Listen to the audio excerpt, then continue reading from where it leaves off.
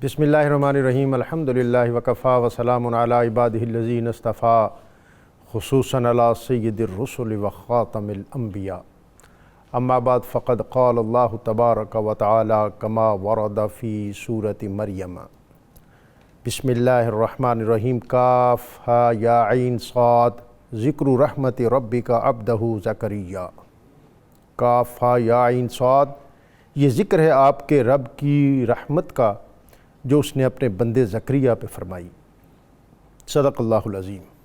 لفظ لفظ نور اور حرف حرف روشنی سے آراستہ نور قرآن کے ساتھ طاہر بخاری آپ سے مخاطب ہے۔ ناظرین، ہم سورہ کہف کا مطالعہ کر رہے تھے اور آج اسی سورت کے جلو میں ہم 16ویں پارے میں داخل ہو رہے ہیں اور 16ویں پارے کی 75 نمبر آیت اس سے آگے بڑھیں گے اور پھر آگے چلتے ہوئے ہم سورہ مریم کے مضامین اس سے اکتساب فیض کریں گے۔ سورہ مریم جس کا ابتدائی حصہ میں نے تلاوت کرنے کی سعادت حاصل کی، اور قرآن پاک میں یہ واحد مقام ہے جہاں حروف مقطعات 5 حروف کی صورت میں اکٹھے آئے۔ اس سے قبل زیادہ تر 3 حروف اور الف لام میم، الف لام را، اور بالعموم ان حروف مقطعات کے بعد اللہ تعالیٰ کی کتاب مبین، اس کی عظمت، رفت، اس کا اسلوب بیان اور اس کا شان و شکو اس کا بیان ہوا ہے۔ حروف مقطعات عربی زبان چونکہ دنیا کی سب سے زیادہ فصیح و بلیغ زبان ہے، اور اس کے جو حروف تہجی ہیں یہ 28 یا 29، اگر الف اور حمزہ کو اکٹھا سمجھا جائے تو پھر 28 ہیں، اور اگر الگ الگ سمجھا جائے تو پھر 29 ہیں۔ حروف مقطعات اس کو بالعموم یہ سمجھا جاتا ہے کہ یہ کوڈ ورڈز ہیں، جیسے ہمارے ہاں مختلف اداروں کے درمیان اور مختلف شخصیات کے درمیان جو مراسلت اور جو گفتگو ہے اس میں بعض چیزیں، بعض اصطلاحات استعمال ہوتی ہیں، اسی طرح یہ اصطلاحات اور یہ کوڈ ورڈز اور یہ بروکن ورڈز اللہ اور اس کے رسول کے درمیان معنی اور مفاہیم کو اپنے اندر سموئے ہوئے ہیں، لیکن نبی اکرم رسول محتشم صلی اللہ علیہ وآلہ وسلم، آپ کے اصحاب، انہوں نے بھی اس پر طب آزمائی کی، بالخصوص حضرت عبداللہ ابن عباس۔ آپ الف لام میم اس کا مطلب فرماتے ہیں کہ انا اللہ عالم، انا الف لام سے اللہ اور میم سے عالم، میں اللہ جانتا ہوں۔ اسی طرح دیگر صوفیاء نے بھی اس کی مختلف تعبیرات اور توجیحات پیش کی ہیں۔ عرب کے کلچر میں جہاں شاعری کو بہت اعزاز اور امتیاز میسر تھا، اس کے ساتھ خطابت، اس کا عروج اور اس کا شورا وہ بھی اس ماحول اور معاشرے میں بڑا تھا۔ خطیب بڑا پرشکو ہوتا، اس کے سر پہ عمامہ ہوتا، ہاتھ میں عصا ہوتا، کمان کی ٹیک لگاتا، اونچی جگہ پہ کھڑا ہوتا، صاف ستھرا، دیدہ زیب، اس کا لہجہ پاٹدار اور اس کی آواز پہلی صف سے لے کر آخری صف تک ایک ہی طرح کی ہوتی۔ مضامین، اس کا تسلسل اور اس کا بہاؤ، ایک آبشار کا ترنم اس کے اندر ہوتا۔ بالعموم خطیب کے لہجے کے اندر بلا وجہ تعطل، کھانسنا، کھنگارنا، وغیرہ اس طرح کے جو استعارے استعمال کرنا، یہ اس کی خطابت میں نقص اور عیب سمجھا جاتا تھا۔ اس کی خطابت ایک نسیم خوشگوار کی طرح چلے اور اس کی پھوار اپنے سامعین کو اپنے جلو اور اپنے حالے میں لے لے۔ قس بن سعدہ الیادی، یہ عرب کی دنیا کا وہ عظیم خطیب تھا جس کو نبی اکرم رسول محتشم صلی اللہ علیہ وآلہ وسلم نے سنا اور پسند فرمایا۔ عرب کے لوگ بالعموم ابتدائی گفتگو اور نفس مضمون کے درمیان، عرب کے خطباء ابتدائی گفتگو اور نفس مضمون کے درمیان اما بعد کا ایک جملہ استعمال کرتے۔ نبی اکرم صلی اللہ علیہ وسلم نے اس کو بھی پسند فرمایا، اور ایسی بہت سی چیزیں جو زمانہ قبل از اسلام میں وہاں کی شاعری یا خطابت میں مروج تھیں اور ان میں شرک کا کوئی شائبہ نہیں تھا، اس کو اسلام کی تاریخ اور اسلام کے دور میں بھی آگے ترویج میسر آئی۔ اسی طرح عرب کے خطباء اپنے سامعین کو اپنی طرف متوجہ کرنے کے لیے حروف مقطعات، حروف تہجی کو الاپتے تھے۔ وہ اپنے آڈینس، اپنے سامعین، ان کو اپنی گرفت میں لینے کے لیے ان کو مختلف اسلوب کے ساتھ بولتے، سامعین ان کی طرف متوجہ ہوتے تو پھر وہ اپنے نفس مضمون کی طرف آتے اور بات سے بات نکالتے اور چراغ سے چراغ جلاتے۔ جیسا میں نے عرض کیا کہ شاعری کے ساتھ خطابت یہ بھی ایک مسلمہ انسٹیٹیوشن تھا۔ نبی اکرم رسول محتشم صلی اللہ علیہ وسلم کی خدمت میں بنو تمیم کا وفد غالباً 8 یا 9 ہجری میں جب حاضر ہوا تو انہوں نے کہا یا رسول اللہ آپ کی تعلیمات ان پر اور آپ کے پیغام پر ذرا بعد میں بات کریں گے، پہلے ہمارا ایک شاعر ہے، اس کے شاعر کے مقابلے میں اپنا شاعر لائیے، ہمارا ایک خطیب ہے، اس کے خطیب کے مقابلے میں اپنا خطیب لائیے۔ سبحان اللہ، شاعر دربار رسالت حسان بن ثابت کا کون مقابلہ کر سکتا تھا؟ ثابت بن قیس خطیب اسلام، ان کے سامنے کون کھڑا ہو سکتا تھا؟ اقرا بن حابس کھڑے ہوئے، یا رسول اللہ بس آپ کا خطیب ہمارے خطیب سے بڑا ہے اور آپ کا شاعر ہمارے شاعر سے بڑا ہے۔ بعد کے ادوار میں ہمارے مستشرقین اور اورینٹلسٹ نے حروف مقطعات پر بہت زیادہ اعتراضات کیے۔ اورینٹلسٹ اور مستشرقین وہ لوگ ہیں جس میں غالب حصہ کرسچنز کا، عیسائیوں کا، مغرب کے وہ سکالرز جنہوں نے مشرقی علوم اور بالخصوص اسلام اور پیغمبر اسلام صلی اللہ علیہ وآلہ وسلم اور قرآن، اس کی تعلیمات کو سمجھنے کے لیے اپنی بہت زیادہ انرجی اور توانائی صرف کی، انہوں نے ان حروف مقطعات پہ بہت زیادہ اعتراض کیا، اس کو طلسماتی قرار دیا، اس کو مسٹیریس ورڈ کہا، وغیرہ وغیرہ وغیرہ۔ لیکن میرا سوال یہ ہے کہ حروف مقطعات پر اگر کسی کو اعتراض کا حق تھا تو اولین اس کے حقدار عرب کے وہ لوگ تھے جن کو قرآن نے چیلنج کیا تھا کہ فَأْتُوا بِسُورَةٍ مِّن مِّثْلِهِ، کہ لاؤ اگر تم میں استعداد ہے، تم میں کیپیسٹی ہے، تمہیں اپنی فصاحت و بلاغت اور ردیف بندی اور قافیہ پیمائی اس پر بڑا ناز ہے اور اس کا بڑا جوبن اور شباب تم رکھتے ہو اور بات سے بات نکالنے اور چراغ سے چراغ جلانے کا ملکہ تمہارے اندر ہے، اگر تم یہ ساری چیزیں رکھتے ہو تو حروف تہجی تو وہی ہیں جس سے یہ سارا قرآن پاک کا راستہ ہے، ہم تمہیں دیتے ہیں، آؤ کہیں ایک صورت اور ایک صورت جو 3 آیات پر مشتمل ہو وہی بنا کے لے آؤ۔ لیکن آج تک عرب دنیا کے کسی آدمی نے اور عہد رسالت مآب صلی اللہ علیہ وآلہ وسلم کے کسی شخص نے ان حروف پر کبھی کوئی اعتراض نہیں کیا۔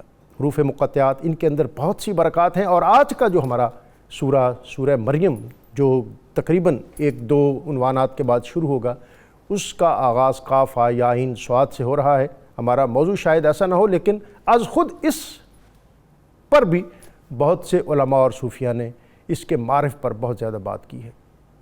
آج ہم 16ویں پارے کے موضوعات اور عنوانات پر بات کریں گے، اور اس اہم موضوع پر بات کرنے کے لیے ہمارے ساتھ ہمیشہ کی طرح علامہ مفتی محمد اقبال چشتی آپ تشریف فرما ہے، اور ان کے ساتھ ہمارے دوسرے مہمان مفتی خلیل احمد یوسفی صاحب، میں ان کو بھی خوش آمدید کہتا ہوں۔ اللہ رب العزت کی بارگاہ میں حمد کا نذرانہ پیش کرنے کے لیے آج ہمارے ساتھ ہیں محمد اویس رضا صابری۔ ان کی طرف جانے سے قبل آج کا اسم مبارک الوہاب، باب، اس اسم مبارک کی برکت یہ ہے کہ جو شخص کثرت کے ساتھ الوہاب یعنی سب کچھ عطا فرمانے والا اس کا ورد کرے تو اللہ تعالیٰ اسے ہر قسم کی محتاجی سے دور رکھے گا۔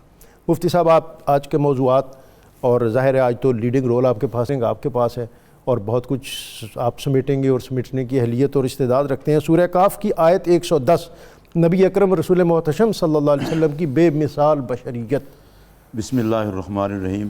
ڈاکٹر صاحب، سب سے پہلے ہمیں یہ بات ذہن میں رکھنی چاہیے، الحمد کے الف سے لے کر والناس کی سین تک سارا قرآن مجید نبی اکرم صلی اللہ علیہ وسلم کا معجزہ ہے، سبحان اور معجزہ نبی کی شان کو ظاہر کرتا ہے۔ سبحان اللہ۔ کسی بھی آیت کو جب بھی پڑھا جائے گا کوئی غلط فہمی کا شکار نہ ہو، تو ہر آیت میرے پاک نبی کی عزت اور عظمت کو بیان کرتی ہے۔ سبحان اللہ۔ یہ آیت بھی اسی طرح ہے، قُلْ إِنَّمَا أَنَا بَشَرٌ مِّثْلُكُمْ يُوحَىٰ إِلَيَّ، محبوب آپ فرما دیں میں ظاہری صورت میں تمہاری طرح ہوں، میری طرف وحی ہوتی ہے، میرا اور تمہارا خدا ایک ہے۔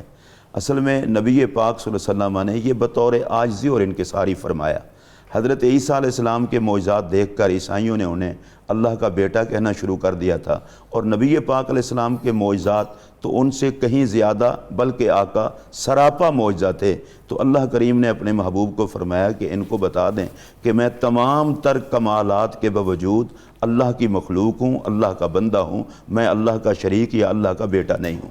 اور دوسری بات یہ ہے کہ نبی اکرم صلی اللہ علیہ وسلم نے کافر اور مشرک آپ کے قریب نہیں آتے تھے اور کہتے تھے یہ تو جادوگر ہے، جائیں گے پھنس جائیں گے۔ اللہ نے فرمایا محبوب ان کو تسلی دو کہ میں اللہ کی مخلوق ہوں، انسان ہوں، میرے قریب تو آؤ۔ اچھا یہ بڑی عجیب بات ہے، ان کو کہا میں تمہاری طرح ہوں، میرے قریب آؤ۔ اور صحابہ کرام نے صوم وصال رکھے، یعنی ایک دن روزہ رکھا، پھر رات کو افطاری نہیں کی، پھر صبح نبی پاک علیہ السلام کو دیکھا، آپ نہیں کرتے سحری، انہوں نے بھی نہیں کی۔ تو سرکار نے صحابہ کرام کو فرمایا کہ تم کمزور ہو گئے ہو، تمہیں کیا ہو رہا ہے؟ انہوں نے کہا یا رسول اللہ، ہم نے دیکھا کہ آپ مسلسل روزے رکھ رہے تھے اور بغیر ایک دفعہ سحری کے بعد پھر افطاری نہیں، پھر سحری نہیں، ہم نے بھی ویسے رکھنے شروع کر دیے۔ تو میرے پاک نبی علیہ السلام نے ان کو فرمایا ایکم مثلی، تم نے شروع تو کر دیا یہ کام، لیکن تم میں سے کون ہے جو میری طرح ہو؟ سبحان اللہ۔ اور ایک جگہ پر فرمایا انی لستو کاحد منکم، میں تم میں سے کسی کی طرح نہیں ہوں۔ اور ایک جگہ پہ فرمایا انی لستو کہیاتکم، میری صورت تمہاری صورت جیسی نہیں ہے۔ اب عجیب بات ہے، ایک طرف کفار اور مشرکین کو قریب کرنے کے لیے کہا مثلکم، اور ایک طرف صحابہ کو کہا تم میں سے کون ہے جو میری طرح ہو۔ اس کا مطلب یہ ہے جو مقام رسالت کو نہیں جانتے انہیں فرمایا قریب آ کے دیکھو، میں تمہیں کہہ رہا ہوں تمہاری طرح ہوں۔ جب سمجھ جاؤ گے تو خود کہہ اٹھو گے کہ محمد عربی جیسا کوئی نہیں۔ اور صحابہ کرام کو یہ فرمایا کہ تم میں سے کون ہے جو میری طرح ہو۔ پھر ڈاکٹر صاحب ہمارا عقیدہ اور نظریہ یہ ہے مسلمانوں کا کہ آقا علیہ السلام بشر بھی ہیں، نور بھی ہیں، بشریت میں بے مثال ہیں، نورانیت میں بے مثال ہیں۔ صحابہ کرام نبی پاک علیہ السلام سے پوچھتے ہیں متی وجبت لک النبوہ، یا رسول اللہ آپ نبی کب بنے؟ تو سرکار فرماتے ہیں وآدم بین الروح والجسد، میں اس وقت بھی نبی تھا جب آدم علیہ السلام روح اور جسم کے درمیان تھے۔ اب جناب آدم سے بشریت کا آغاز ہوا ہے، جناب آدم علیہ السلام ابھی بنے نہیں، اور سرکار صفت نبوت کے ساتھ موصوف ہو کر جلوہ گر ہے۔ تو کس طرح کہہ دیتے ہیں کہ حضور علیہ السلام صرف بشر ہیں؟ میرے آقا بشر بھی ہیں، نور بھی ہیں۔ اور دوسری بات یہ ہے ڈاکٹر صاحب، جب ہم حضور علیہ السلام کی عزت و عظمت اور اپنی حالت کو دیکھتے ہیں تو احساس تو بندے کو ہو جاتا ہے کہ نبی پاک علیہ السلام کے پسینہ مبارک کی خوشبو کا کوئی چیز مقابلہ نہیں کر سکتی۔ میرے آقا جہاں سے گزر جائیں وہ راستے معطر اور منبر ہو جاتے ہیں۔ میرے آقا مسکرا دیں تو اندھیرا سویرے میں بدل جاتا ہے۔ نبی اکرم صلی اللہ علیہ وسلم کوئی چیز تناول فرمائیں، ہم کھاتے پیتے ہیں تو گندگی بنتی ہے، اور سرکار تناول فرمائیں تو ہر طرف خوشبو ہی خوشبو پھیلے۔ پھر نبی پاک صلی اللہ علیہ وسلم صحابہ کرام کے سامنے یہ آیت تلاوت کرتے ہیں، صحابہ میں سے کسی نے بھی کبھی نہیں کہا کہ آپ ہماری طرح ہیں۔ حضرت مولا کائنات کہتے ہیں جو حضور کی صفت و ثنا کرے گا اسے کہنا پڑے گا کہ آپ جیسا نہ آپ سے پہلے دیکھا نہ آپ کے بعد دیکھا۔ اب صحابہ کرام سے زیادہ تو اس آیت کو کسی نے نہیں سمجھا جتنا میرے پاک نبی علیہ السلام نے صحابہ کو سمجھایا ہے۔ تو یہ آیت حقیقت میں نبی پاک علیہ السلام کی شان کو ظاہر کرتی ہے کہ کوئی آپ کے معجزات کو دیکھ کر شریک نہ کہہ بیٹھے حضور کو، بلکہ اللہ کا حبیب ہی سمجھے۔ رب یہ چاہتا ہی نہیں کہ کوئی محمد عربی کو میرا شریک کہے۔ لیکن مفتی صاحب بڑی تعویلیں ہم تو سنتے ہیں اس آیت کے، اور پھر اس آیت کو پڑھ کے پتہ نہیں کیا کیا کچھ انڈیلا جاتا ہے لوگوں کے۔ ڈاکٹر صاحب بڑا ظلم ہے، خدا کی ساری مخلوق میں سب سے اونچی شانوں کے مالک ہیں انبیاء اور رسول۔ تمام نبیوں اور رسولوں میں کوئی مصطفیٰ کریم کی ہر حوالے سے مثلیت کا قائل نہیں ہے، تو کسی اور کو کیسے حق پہنچتا ہے کوئی مثلیت کا قائل ہو؟ اچھا پھر اسی میں بتا دیا گیا یوحا الیہ، میری طرف وحی ہوتی ہے، تو پھر ہم ایک جیسے کیسے ہوئے؟ پھر آگے بتایا انما الہکم الہ واحد، کسی چکر میں نہ پڑنا، صرف ایک بات میں ایک جیسے ہیں، تمہارا پیدا کرنے والا بھی ایک ہے، میرا پیدا کرنے والا بھی ایک ہے، میں بھی معبود نہیں ہوں، تم بھی معبود نہیں ہو، وگرنہ تم کہاں اور میں کہاں۔ اور اس سے اگلے حصے میں کہا گیا کہ جو کچھ کرنا ہو عبادت اللہ کے لیے کرو، خلوص کے ساتھ کرو۔ اس پر صرف ایک بات عرض کر کے میں گفتگو کو سمیٹوں گا۔ نبی پاک علیہ السلام نے ارشاد فرمایا کہ اے صحابہ اللہ کی بارگاہ سے جب الحزن سے پناہ مانگو۔ پوچھا گیا یا رسول اللہ یہ کیا ہے؟ فرمایا یہ جہنم کے اندر ایک جگہ ہے، اور جب جہنم کی آگ بجھنے لگتی ہے تو پھر یہاں سے دوبارہ بھڑکا دی جاتی ہے۔ صحابہ نے پوچھا اس میں جائیں گے کون؟ سرکار نے فرمایا اس میں وہ جائیں گے جو دکھاوے کے لیے اعمال کرتے ہیں۔ تو قرآن مجید کی اس آیت کے آخر میں کہا گیا کہ جو عمل بھی کرو اللہ کی رضا کے لیے کرو۔ تو ڈاکٹر صاحب اس کا خلاصہ یہ ہے کہ حضور علیہ السلام کو اللہ نے بے مثال بشریت بھی عطا فرمائی ہے، بے مثال نورانیت بھی۔ وہ نور ہیں تو تمام نوریوں کے امام ہیں، وہ بے مثال بشر ہیں تو کائنات بشریت کے امام ہیں۔ بشریت ملی اس لیے کہ بشر فیض پا سکے، اور پھر نورانیت ملی اس لیے کہ نوری فیض پا سکے۔ جی حضرت مفتی صاحب، سورہ مریم اس کا آغاز ہونے کو ہے، اور پھر اب اس کی آیت 12 تا 14 اور حضرت یحییٰ علیہ السلام ان کے اوصاف حمیدہ۔ بسم اللہ والصلاۃ والسلام علی رسول اللہ۔ قبلہ حضرت یحییٰ علیہ السلام کا قرآن مجید میں کئی جگہ پر ذکر ہے۔ اللہ تعالیٰ نے حضرت یحییٰ علیہ السلام کے متعدد اوصاف بیان فرمائے ہیں۔ تیسرے سپارے میں یحییٰ علیہ السلام کا ذکر کرتے ہوئے فرمایا وہ سید ہیں، عورتوں سے بچنے والے ہیں، اور صالح نبیوں میں سے۔ سبحان اللہ۔ یہاں 12 اور 13 نمبر آیت میں فرمایا کہ اللہ تبارک و تعالیٰ نے ان کا جو نام رکھا ہے یہ ان سے پہلے کسی کا نام نہیں رکھا. سبحان اللہ. اس میں وہ منفرد ہیں کہ اللہ تعالیٰ نے خود نام رکھا ہے. سبحان اللہ. اور پھر حضرت یحییٰ علیہ السلام کے اوصاف بیان کرتے ہوئے فرمایا کہ اللہ نے حکم فرمایا خذ الکتاب بقوہ، اے یحییٰ علیہ السلام کتاب کو مضبوطی سے پکڑ لے. اس سے پتہ چلا کہ اللہ تعالیٰ نے پیدا ہوتے ساتھ ہی ان کو نبوت و کتاب دونوں عطا فرما دی. سبحان اللہ. اور اللہ تبارک و تعالیٰ جل جلالہ اپنے انبیاء کی عظمت و شان دکھانے کے لیے بتاتا ہے کہ ان کا بچپن، ان کا پیدا ہونا، ان کی جوانی اور ان کی بڑی عمر دوسروں کی مثل نہیں ہو سکتی. جس طرح بھی مفتی صاحب ذکر فرما رہے تھے انبیاء کی بشریت کا، اس میں ایک بات کا صرف میں اضافہ کرنا چاہوں گا. قرآن مجید میں انبیاء کو بشریت کے لفظ کے ساتھ 4 شخصیات نے خطاب کیے. اللہ تعالیٰ نے، انبیاء نے خود، شیطان نے اور کافروں نے. اور ان میں سے جس نے بھی کیا اس کے پیچھے کوئی نہ کوئی ہسٹری تھی. کبھی بھی سیدنا صدیق اکبر رضی اللہ تعالیٰ عنہ نے بشر کہہ کے نہیں بلایا. وہ جب بھی نبی صلی اللہ تعالیٰ علیہ وسلم سے بات کرتے تھے تو حضور صلی اللہ علیہ وسلم کی عظمت و شان کے ساتھ بات کرتے سبحان تھے. اللہ. جب حضور صلی اللہ علیہ وسلم خود پوچھتے تھے من آنا، میں کون ہوں، تو وہ یہ نہیں کہتے تھے آپ ہماری طرح، کہتے تھے انت رسول اللہ، آپ اللہ جل جلالہ کے رسول ہیں. تو حضرت یحییٰ علیہ السلام کا ایک خوبصورت وصف بیان فرمایا کہ حضرت یحییٰ علیہ السلام فرماتے ہیں وَبَرًّا بِوَالِدَتِي وَلَمْ يَجْعَلْنِي جَبَّارًا شَقِيًّا، کہ اللہ تعالیٰ جل جلالہ نے مجھے اپنی ماں کا تابع فرمان کر کے بھیجا ہے اور میں خوش بخت ہوں، بدبخت نہیں ہوں. یہ حضرت سیدنا یحییٰ علیہ السلام کے اوصاف میں سے ایک وصف ہے کہ اللہ تعالیٰ جل جلالہ نے حضرت یحییٰ علیہ السلام کو ماں باپ کی خدمت کرنے والا بنایا. اور اس سے ہمارے کائنات کے تمام احباب کو یہ بات پتہ چل گئی کہ انبیاء کو بھی اللہ تعالیٰ نے یہ حکم ارشاد فرمایا کہ ماں باپ کی عزت و ان کے وقار کا خیال رکھنا ہے، ان کی خدمت کرنی ہے، ان کے حقوق کی پاسداری کرنی ہے. تو لوگ اس سے کیسے باہر ہو سکتے ہیں کہ وہ اپنے ماں باپ کے حقوق کا خیال نہ رکھیں؟ ماں باپ وہ عظیم ہستیاں ہیں کہ رسول اللہ صلی اللہ تعالیٰ علیہ وسلم نے فرمایا یہ دونوں تمہاری جنت بھی ہیں اور جہنم بھی ہے. عرض کی حضور اس کا کیا معنی ہے؟ فرمایا اگر ان کی خدمت کرو گے، تابعداری کرو گے، ان کے احکامات کی تکمیل کرو گے تو اللہ تعالیٰ تمہیں جنت عطا فرمائے گا، اور نافرمانی کرو گے تو یہی ماں باپ تمہارے لیے جہنم کا سبب ہوں گے. اس میں اہل اسلام نے ایک بڑا نقطے کا حصہ ہمیں بتایا کہ ماں باپ مسلمان ہوں یا ماں باپ کافر ہوں، ماں باپ نیک ہوں یا ماں باپ نیک نہ ہوں، اللہ تعالیٰ جل جلالہ ہمیشہ ماں باپ کا ساتھ دیتا ہے. تو کسی کو اپنی نیکی، اپنے تقوی کی وجہ سے ماں باپ کی مخالفت کی ہرگز اجازت نہیں دی. اور امام بخاری رحمۃ اللہ تعالیٰ علیہ اس بات کی طرف اشارہ کرتے ہیں کہ ماں باپ اگر نیک صالح اولاد کے لیے بد دعا کر دیں تو اس کی نیکی اور اس کا صالح پن پیچھے ہو جاتا ہے اور بد دعا اثر کر جاتی ہے. تو اس کے لیے بڑی توجہ کی ضرورت ہے کہ ماں باپ کو کبھی بھی تکلیف. مفتی صاحب بڑے اس میں تو بڑی خوبصورت باتیں ہیں، اور لیکن ہماری سوسائٹی کے مناظر بھی بڑے المناک ہیں. بڑے متدین اور متشرع، ان کے ہاتھوں ان کے والدین اور ان کا گھر جو ہے وہ پریشان ہوتا ہے. تو میں چاہوں گا اس میں کچھ آپ بھی ایڈ کر دیں، اور آگے جو آیت سورہ مریم کی 19 ہے وہ بھی بہت اہم ہے، اس پر بھی آپ گفتگو فرما دیں.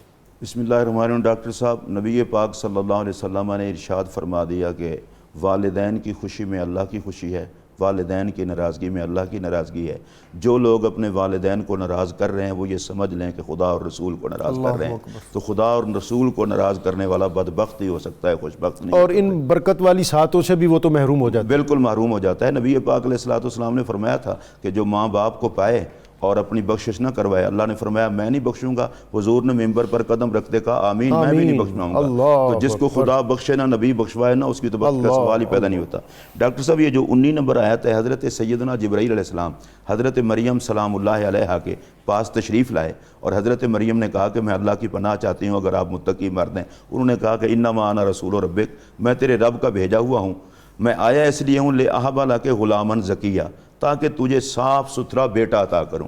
ڈاکٹر صاحب اس آیت سے اس ایک بات کی ہمیں وضاحت نصیب ہو رہی ہے، اور قرآن کی روشنی میں اللہ کو خالق حقیقی اور مالک حقیقی جان کر اگر کسی فعل کی نسبت اللہ کی مخلوق کی طرف ہو جائے تو اسے شرک نہیں کہتے۔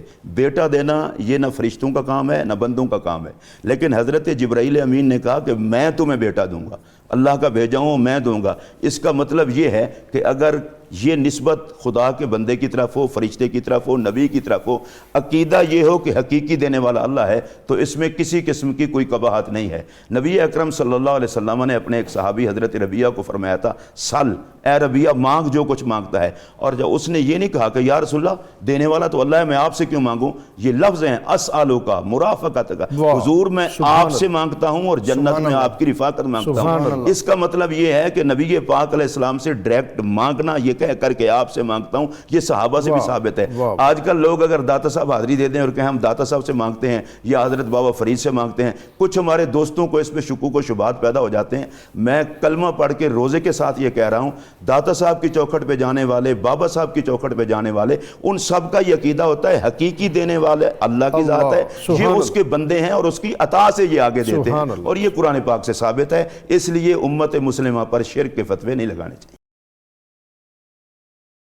مفتی صاحب، اور اس میں ہم بطور خاص اب آیت 59 نماز ضائع کرنے کی وعید ہے۔ ایک بات میں اس پر عرض کرنا چاہتا ہوں، حضرت مریم سلام اللہ علیہا نے عیسیٰ علیہ السلام کو اللہ کے حکم سے جنم دیا بغیر باپ کے، تو لوگوں نے اعتراض کیا کہ آپ کا خاندان بڑا نیک تھا، فیملی نیک تھی، اور آپ نے بغیر خامند کے بچہ جنا ہے۔ تو حضرت مریم نے اشارہ کیا عیسیٰ علیہ السلام کی طرف، عیسیٰ علیہ السلام نے فرمایا میں اللہ کا نبی ہوں، اللہ کا بندہ ہوں۔ اچھا، قوم چپ کر گئی۔ ڈاکٹر صاحب اعتراض تو تھا ماں پر، اور صاحبزادے نے فرما دیا کہ میں اللہ کا نبی ہوں، قوم چپ کر گئی۔ ہمیں اس سے نقطہ یہ ملتا ہے کہ حضرت سیدنا عیسیٰ علیہ السلام کی والدہ ہونا ان کی طہارت کے لیے کافی ہے۔ واہ، تو سبحان جس پاک ماں نے سید المرسلین کو جنم دیا سبحان ہے، اللہ، ہمیں اس سے یہ ادب ملتا ہے کہ سبحان عام بازاری زبان استعمال نہیں کرنی چاہیے۔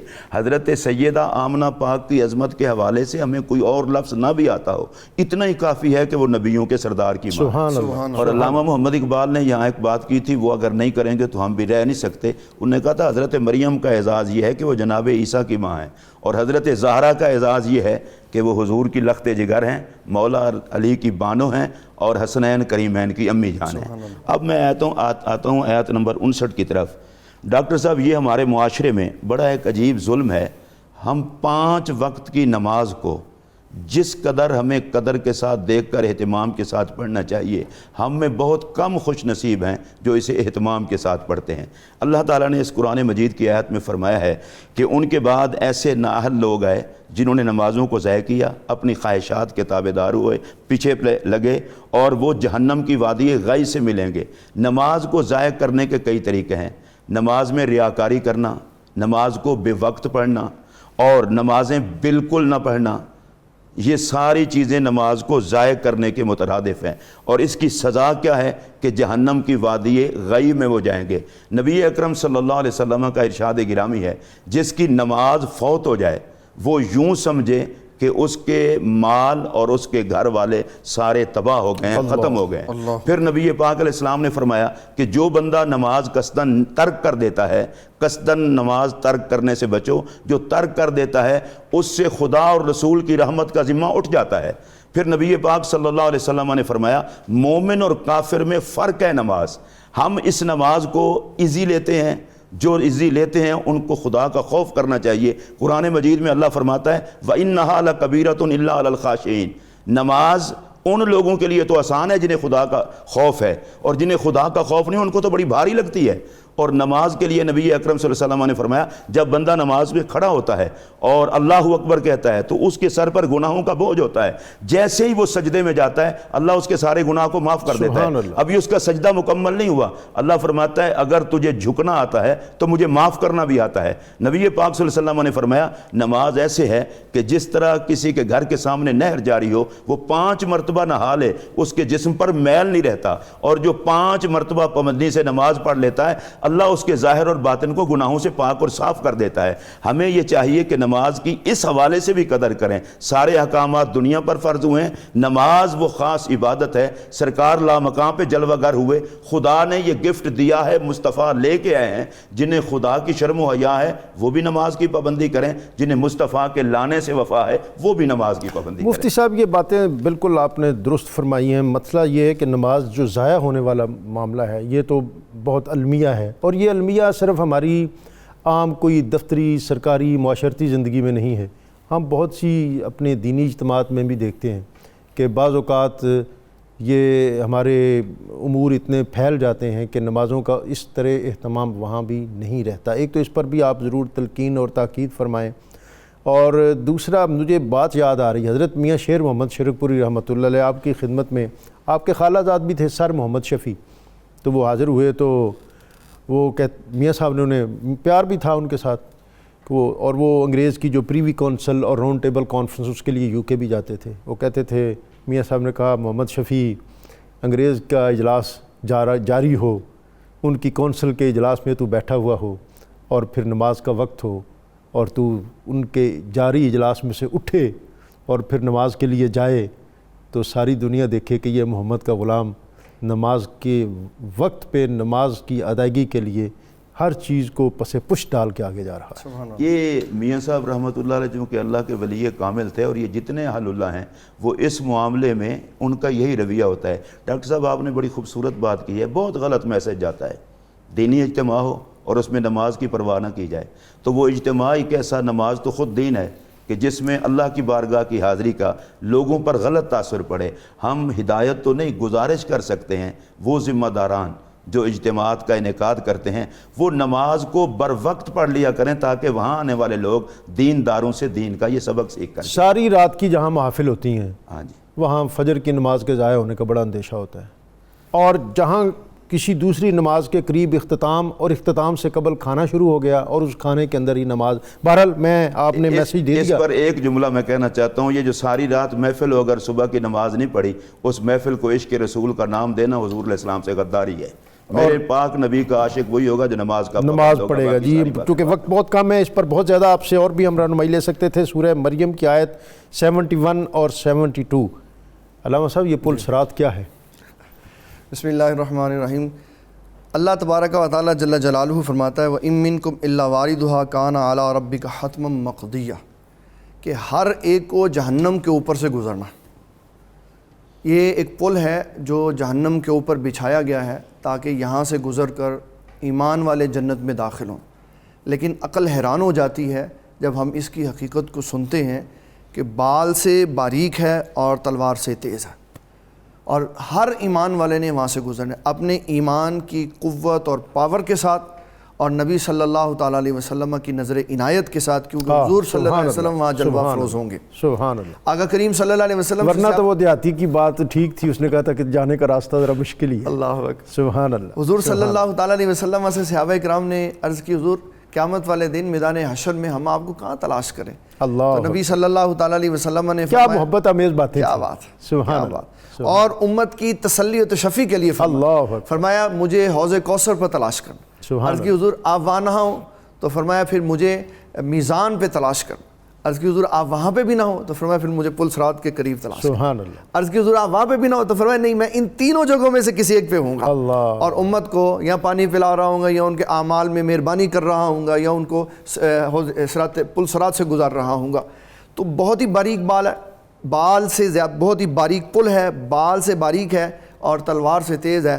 اگر ہم ویسے امیجن کریں تو ہاتھ کٹ جائے، جسم کٹ کے گر جائے، لیکن اللہ تعالیٰ نے وہاں سے ساری مخلوقات کو گزارنا ہے، انسانوں کو، اور حضور صلی اللہ علیہ وسلم فرماتے ہیں بعض ایسے گزریں گے جیسے بجلی چمکتی ہے، بعض گھوڑے کی تیز رفتار سے گزریں گے، بعض دوڑتے ہوئے رفتار سے، بعض سرین کے بل گزریں گے، لیکن جس پہ اللہ فضل فرمائے گا وہ گزر جائے گا۔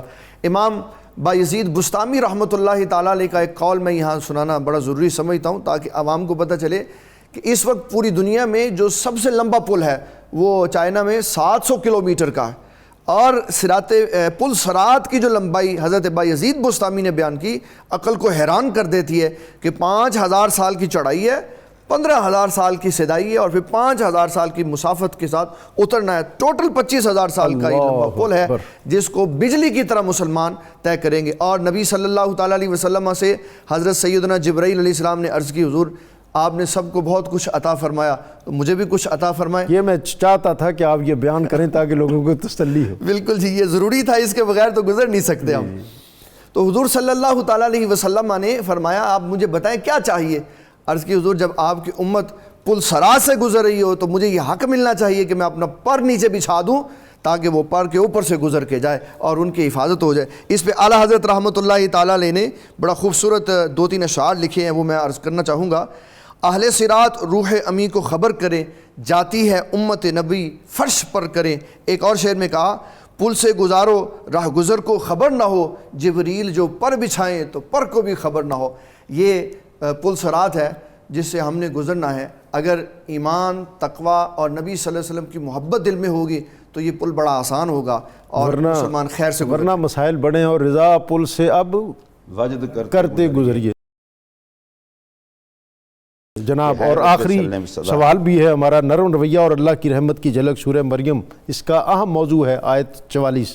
جی، یہ رضا پل سے اب وجد کرتے گزریے، اے رب سلم صدائے محمد. یہ دیکھیں جی، جن لوگوں میں عشق اور ایمان کی دولت ہوتی ہے وہ جب سرکار کو لنگر دیتا دیکھتے ہیں تو مچل جاتے ہیں. سبحان اللہ. اعلیٰ حضرت کہتے ہیں ہوا کرے بال سے باریک، ہوا کرے تلوار سے تیز، ہم بھی کوئی لاوارث تھوڑے ہیں. سبحان اللہ. میرے پاک نبی ایک جگہ پہ اللہ کی بارگاہ میں کہہ رہے ہوں یا اللہ میری امت کو پار لگا پار لگا پار لگا. اب اللہ ہمارے اعمال تھوڑے دیکھے گا، اپنے محبوب کو دیکھے گا. اور ایک حدیث ہے یہاں پر جب پل صراط پہ نبی پاک کا نوکر قدم رکھے گا نا تو جہنم خود پکارے گی جز یا مومن، نبی کے غلام جلدی سے گزر جا.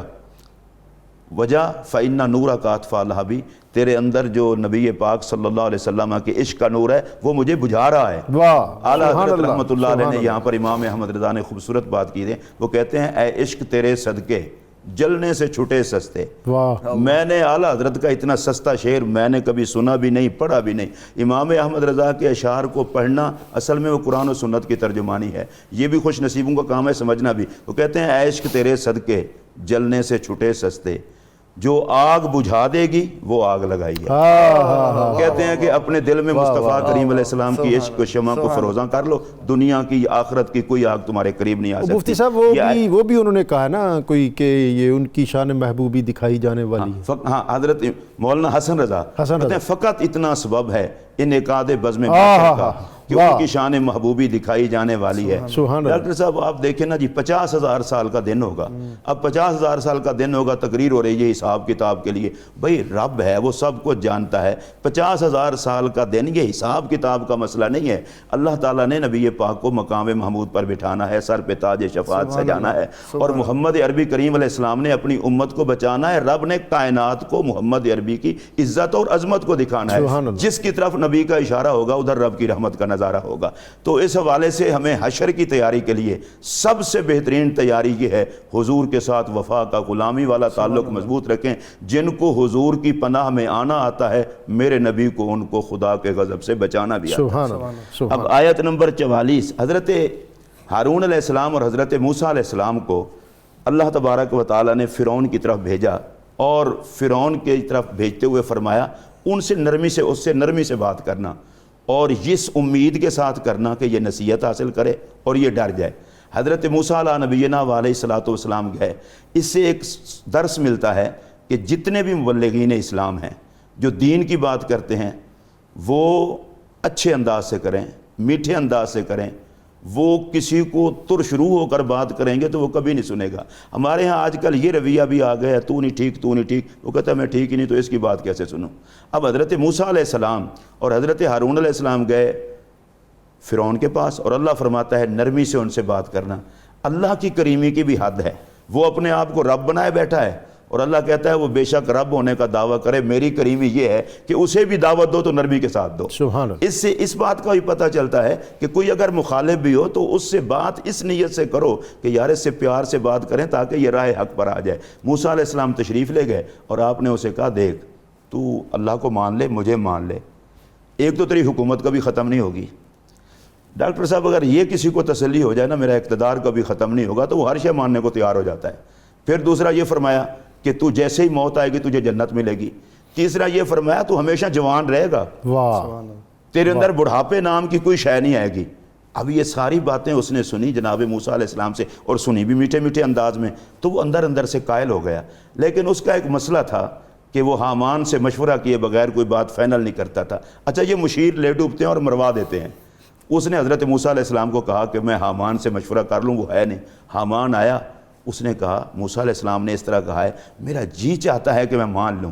اب حامان نے کہا اچھا معبود سے بندہ بننے میں لگا ہے، اچھا خاصا خدا بنا ہوا ہے، اب تو بندہ بننے لگا ہے۔ فوراً اس کا دماغ چکرایا، اس نے کہا بات تو تیری ٹھیک ہے، اور اس نے انکار کر دیا۔ اس سے ہمیں یہ درس بھی ملتا ہے کہ مشیروں کے بارے میں احتیاط کرنی چاہیے، صلاح گیر اچھا ہونا چاہیے۔ ہاں جی، یہ مروا دیتے ہیں۔ مفتی صاحب اختتام پہ میں چاہوں گا کہ اس آج کے جو موضوعات تھے اس میں سے اگر آپ کسی پر مزید بات کرنا چاہیں، اور بالخصوص یہ سورہ مریم کے اندر یاجوج ماجوج، ان یاجوج و ماجوج مفسدون فی الارض، یہ یاجوج ماجوج، اور اس حوالے سے ہم بہت سی باتیں قرب قیامت اور دیگر ان حوالوں سے سنتے ہیں، اس پر بھی ہمیں کچھ رہنمائی عطا کر دیں۔ یہ سورۃ کہف کا مضمون ہے۔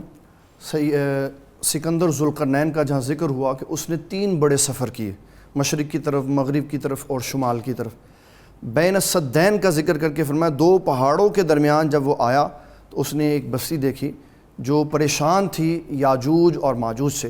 یہ آدم خور بندے تھے، انسان تھے اور مخلوقات تھی جو بندوں کو بھی کھا جاتی تھی۔ تو حضرت سیدنا ذوالقرنین نے قوم کے لیے ان کے درمیان میں دیوار بنا دی۔ اب یہ قرب قیامت میں حضرت عیسیٰ علیہ السلام کی تشریف آوری کے بعد دوبارہ آئیں گے۔ ان کے بارے میں محدثین نے لکھا کہ یہ اس دیوار کو روز توڑنے کی کوشش کرتے ہیں اور تھوڑا توڑ دیتے ہیں، لیکن جب رات ہوتی ہے تو یہ کہتے ہیں ہم کل اس کو کریں گے، لیکن صبح ہوتی ہے تو اللہ تعالیٰ اس دیوار کو دوبارہ مکمل فرما دیتا۔ جب اللہ تعالیٰ کی مرضی ہوگی، اس کی اجازت ہوگی، تو پھر ان کی زبان سے یہ نکلے گا کہ ہم کل انشاءاللہ اس کو توڑ کے لوگوں کے پاس چلے جائیں گے۔ تو پھر یہ لوگوں کے درمیان آئیں گے۔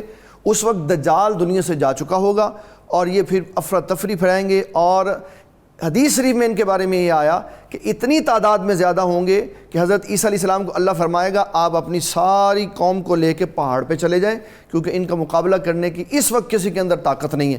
اب وہاں چلے جائیں گے، پھر وہاں اللہ تعالیٰ سے دعا کریں گے کہ یا اللہ ان سے نجات ملے، تو اللہ تعالیٰ ان کی گردن میں کیڑا پیدا کرے گا جو ان کی ہلاکت کا سبب بنے گا، اور جب یہ سارے مر جائیں گے تو پھر ان کی بدبو اور تعفن سے لوگ پریشان ہوں گے۔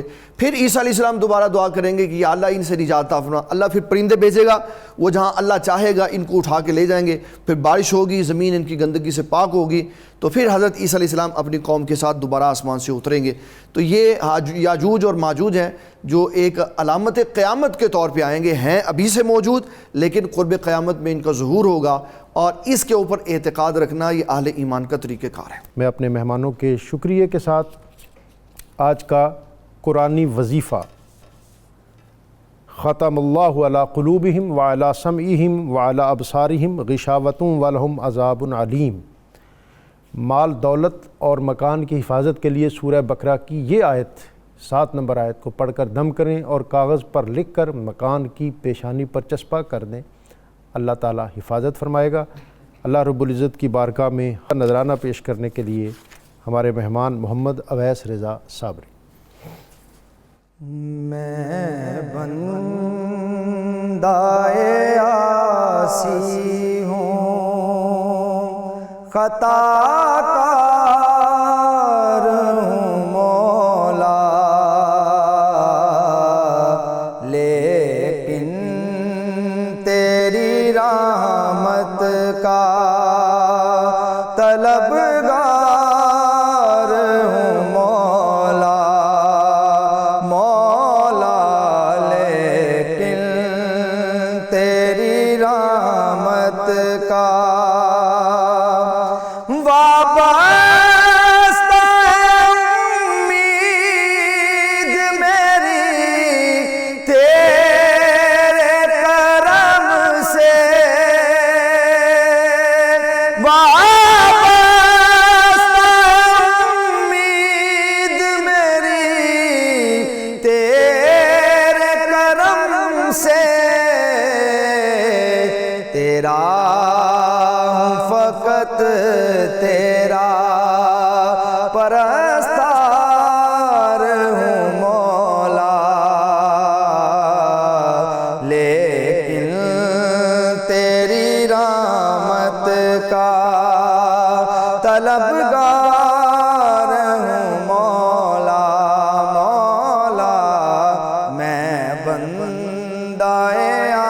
آسی ہوں، ایک تیرا اشارہ ہو تو آسان ہو منزل،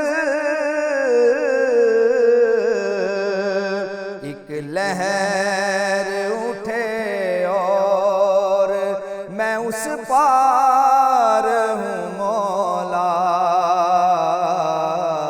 ایک لہر اٹھے اور میں اس پار ہوں مولا، میں بندہ آسی ہوں، باہر کے اجالے مجھے کیا راہ سجائیں، باہر کے اجالے مجھے کیا راہ سجائیں، اندر کے اندھیروں میں گرفتار ہوں مولا، میں بندہ آسی، پھر تو میرے ایمان کو توانائی عطا کر مولا،